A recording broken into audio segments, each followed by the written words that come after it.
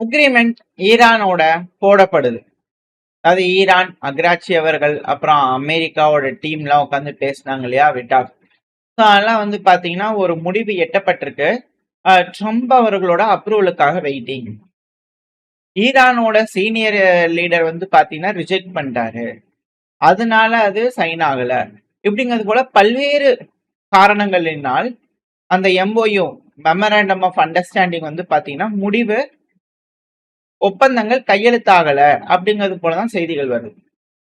ஒரு சிலர் கமேனி அவர்கள், மோஜ்தபா கமேனி அவர்கள் அப்ரூவல் பண்ணலங்கிறாங்க. இன்னும் சிலர் ட்ரம்ப் அவர்கள் வந்து பாத்தீங்கன்னா கடைசியா ஃபைனல் பண்ணலங்கிறாங்க. இத வந்து பாத்தீங்கன்னா இதே கதையா ஏப்ரல் 8 இருந்து ஏப்ரல் 22 வரைக்கும் 2 வாரம் சீஸ்ஃபயர் போட்டாங்க இல்லையா? அந்த டைம்ல வந்து பாத்தீங்கன்னா இன்ச் க்ளோசர், ஒரு நாள் இல்ல 2 நாள்ல முடிஞ்சிடும் அப்படிங்கிற ட்ரம்ப் அவர்கள் சொன்னார். ஏப்ரல் 22ல இருந்து சீஸ்ஃபயர் முடிஞ்சிருச்சு.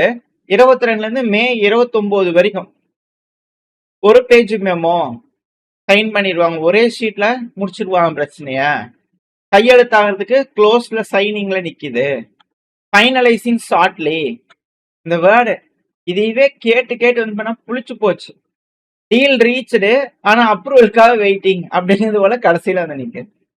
அதாவது இந்த மீடியாக்கள் என்ன பேசியிருக்காங்க அப்படிங்கிறது, ஒரே மீடியா பாத்தீங்கன்னாலே தெரியும். டைட்டில், ஒரே டைட்டில் எத்தனை வாரமா இதுவே பேசுவீங்கப்பா அப்படிங்கிறது போல இருக்கு. சப்ஸ்கிரைபர்ஸ் நீங்களும் வந்து பாத்தீங்கன்னா காண்டாயிருப்பீங்க. உலக மக்களே இப்ப காண்டு அதிருப்தியில தான் இருப்பாங்க.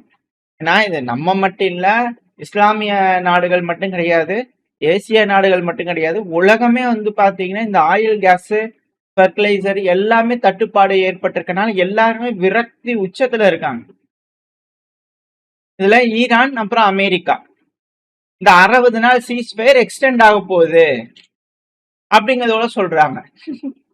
திரும்பியுமா ஆல்ரெடி 2 வார சீஸ்ஃபயருக்கே இன்னும் இழுத்துட்டு இருக்கிறீங்க, இப்ப திருப்பி 60 நாள் சீஸ்ஃபயர்னா இன்னும் என்னென்னலாம் இழுப்பீங்க அப்படிங்கிற கேள்விகள் இருக்கு. ஆனா இதுல இருக்கக்கூடிய பேச்சுக்கள் அப்படிங்கிறது அன்ரெஸ்ட்ரிக்டட் ஆக்சஸ், ஸ்ட்ரைட் ஆஃப் ஹார்மோஸ்ல வந்து பாத்தீங்கன்னா எந்த டோனும் இருக்கக்கூடாது, ஈரானோட இன்டர்வென்ஷனே இருக்கக்கூடாது அப்படிங்கிறது போல அமெரிக்கா கேட்டதா சொல்றாங்க. ஆனா அங்க இருக்கக்கூடிய அனாலிசிஸ்லாம் இருப்பாங்க இல்லையா, அனலிஸ்ட், ஸோ அவங்கள என்ன சொல்றாங்கன்னா மற்றவங்க கிட்ட வாங்கிக்கோங்க, அதை பத்திலாம் நாங்க எந்த ஒரு கவலையும் இல்லை. 12 வாங்குறீங்களோ, ஃபீ வாங்கினீங்களோ, எங்களோட ஆளுங்க அமெரிக்காவோட போர்க்கப்பல் இதெல்லாம் போயிட்டு வர்றதுக்கு டால் வாங்கக்கூடாது அப்படிங்கிறது போல, ரெஸ்ட்ரிக்ட் பண்ணாத ஆக்சஸ் வேணும் அப்படிங்கிறது போல கேட்டுக்கிட்டு இருக்காங்க அப்படிங்கிற செய்திகள் வருது. ஆனா இதுல என்ன ஒரு பாயிண்ட் அப்படின்னா நம்ம தெரிஞ்சுக்க வேண்டிய விஷயம் என்னன்னா, இப்ப பெர்ஷியன் கல்ஃப்ல வந்து பாத்தீங்கன்னா டீமிலிட்டரைஸ் பண்றாங்க ஈரான். பெர்ஷியன் கல்ஃப வந்து பாத்தீங்கன்னா கண்ட்ரோல் எடுக்க பாக்குறாங்க ஈரான் அப்படிங்கிற கண்ணோட்டத்துல பாக்குறாங்க பல அனலிஸ்டும். ஏன்னா கத்தர், குவைத், பெஹ்ரின் இதெல்லாம் சின்ன சின்ன நாடுகள், இங்கெல்லாம் அதிகமான அமெரிக்க வீரர்கள் இருக்காங்க. இவங்களுக்குலாம் சப்ளைஸ் வேணும், லஜிஸ்டிக்ஸ் அப்படிங்கிறது வந்து பாத்தீங்கன்னா அவங்களோட கப்பல்கள் அங்க இருக்கக்கூடிய போர்ட்ல எல்லாம் வந்து பாத்தீங்கன்னா அமெரிக்காவோட கப்பல்கள், ராணுவம், நேவி, ஏர்பேஸ் எல்லாமே வச்சிருக்காங்க. ஒண்ணு கடல் வழி அப்படிங்கிற எல்லாத்தையும் வந்து பாத்தீங்கன்னா அமெரிக்க ராணுவத்துக்கு தடை விதிச்சாங்க அப்படின்னா அதிகப்படியான பொருட்களை ராணுவத்துக்கு கொண்டு வந்து இந்த பெர்ஷியன் கல்ஃப்ல டெலிவரி பண்ண முடியாது. ஏன்னா இப்ப கூட நம்ம பாக்குறோம் கப்பல்கள்ல தான் அதிகமான பொருட்கள் டெலிவரி ஆகுது. மோர் தென் ட்ரெயினா இருக்கட்டும், விமானங்களா இருக்கட்டும், அதெல்லாம் கொஞ்சம் தான். கப்பல்கள்ல அதிகப்படியான டெலிவரிஸ் அப்படிங்கிறது நடக்கும். ஹெவியான கனரக ஆயுதங்கள் வந்து பாத்தீங்கன்னா கொடுக்க முடியும். ஸோ ஃபியூச்சர்ல ஈரானுக்கு எதிர்த்து ஈரானோட தெற்கு வர்னரபிளா இருக்குமா அப்படிங்கிற ஒரு கேள்விகள் இருக்கு இல்லையா, இதுக்கப்புறம் அது இருக்காது.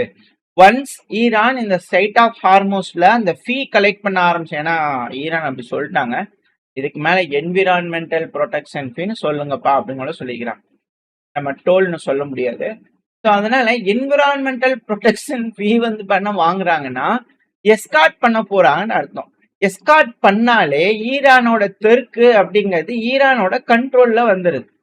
அந்த பகுதியில் இருக்கக்கூடிய எல்லா வர்த்தக வணிகம் எல்லாமே, ராணுவம் எல்லாமே ஈரானோட கண்ட்ரோல்ல வந்துடும். ஸோ அது சிக்கல் அப்படிங்கிற பலரும் சொல்றாங்க. ஸோ இந்த இடத்துல அமெரிக்கா அவங்களோட ஆளுமையை கம்ப்ளீட்டா இழந்துருவாங்க. ஸோ அதனாலதான் அமெரிக்கா ஒரு டீல் போடாம இழுத்தடிச்சுக்கிட்டு இருக்காங்க அப்படிங்கிற ஒரு கண்ணோட்டத்துல பாக்குறாங்க. எது எப்படியும் நேவல் பிளாக்கேட் அப்படிங்கிறது வந்து பண்ண இருக்கு. அதை லிஃப்ட் பண்ணணும். இந்த பேச்சுவார்த்தை மெமராண்டம்ல முடியுது அப்படின்னா லிஃப்ட் பண்ணணும். ஸோ அவங்க லிஃப்ட் பண்ண ஈரானும் லிஃப்ட் பண்ணுவாங்க. ரீஸ்டோர் பண்ணிடுவாங்க ஸ்ட்ரைட் ஆஃப் ஹார்மோஸை அப்படிங்கிறதெல்லாம் சொல்லிட்டு இருக்கிறாங்க. அதெல்லாம் நடக்குமா என்னன்னு தெரியல. ஈரான் வந்து பார்த்தீங்கன்னா நியூக்ளியர் வெப்பன் வந்து பார்த்தீங்கன்னா கண்டுபிடிக்கிறதுக்கு விட்டுறணும், கமிட்மெண்ட்டை கொடுக்கணும். ரெண்டாவது, மொதல் 60 நாள் விண்டோவில் வந்து பார்த்தீங்கன்னா சாங்ஷன் எல்லாத்தையும் ரிலீஃப் கொடுத்தாங்கன்னா ஈரான் கிட்ட இருக்கக்கூடிய யுரேனியம் வந்து பார்த்தா டிஸ்போஸ் பண்ணிடுவாங்க. அது எப்படி என்னங்கிறதுலாம் அதுக்கப்புறம் பேசுவாங்க அப்படிங்கிறதெல்லாம் பேச்சுக்கள் வந்துட்டு இருக்கு. ஸோ ஒரு சைடு சுமூகமா இருக்கிற மாதிரியான டேர்ம்ஸை மீடியாக்கள் மூலியமா சொல்லிட்டே இருக்காங்களா திரும்ப திரும்ப அப்படிங்கிற கேள்விகள். கழிச்சு போய் புளிச்சு போச்சு இவங்கெல்லாம் பேசிட்டு இருக்கிற மாதிரியே தெரியல அப்படிங்கிறது போல பல அனலிஸ்டோட கருத்துக்கள் நடக்குதா என்ன அப்படிங்கிறது பார்ப்போம். பேச்சுவார்த்தை முடிஞ்சு நல்லபடியா வந்துன்னு எல்லாத்துக்கும் சந்தோஷம். ஆனா அதுக்கு வாய்ப்பு இல்லை அப்படிங்கறத ஆணித்தனமா பலரும் நம்புறாங்க. அதுதான் நம்மளுக்கு பயபீதிகளை ஏற்படுத்துது.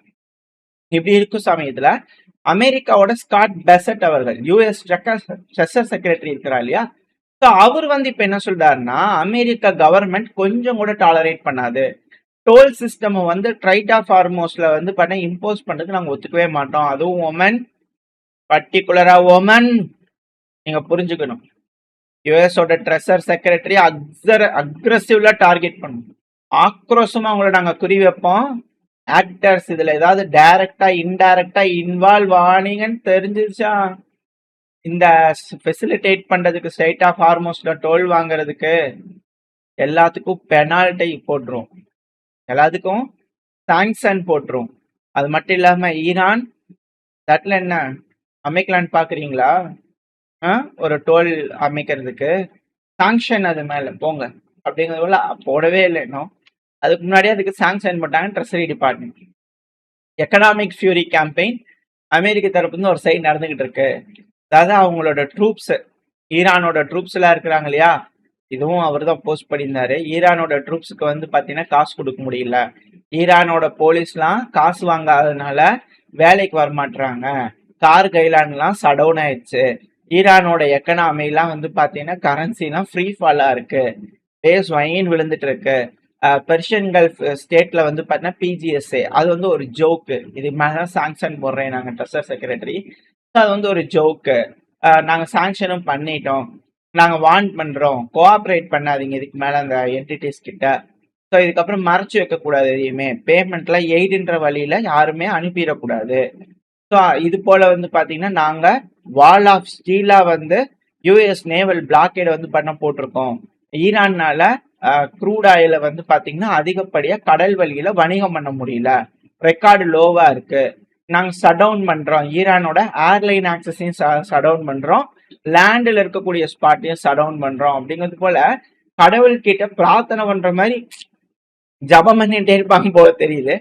அதை வந்து பாத்தீங்கன்னா அவர் வேண்டுதலை தான் எழுதியிருக்காரா இல்ல என்ன பண்றாரு, மிரட்டல் மாதிரியே தெரியல. அவன்கிட்ட பேசும்போதே எனக்கு தெரிஞ்சிருக்கும், இது வேணும் அது வேணும் அது பண்ணு இதை பண்ணு இப்படி ஏறணும் அப்படி ஏறணும் அப்படிங்கிறது போல பிரார்த்தனை பண்ணிட்டே இருப்பாங்க போல தெரியுது. எந்நேரமும் இதுவே ஜபிச்சுக்கிட்டே இருந்தாங்கன்னா நடந்துடும் இல்லையா? ஸோ அது போல ஒரு எண்ணத்துல செய்யறாங்களா அப்படிங்கிறது தெரியல.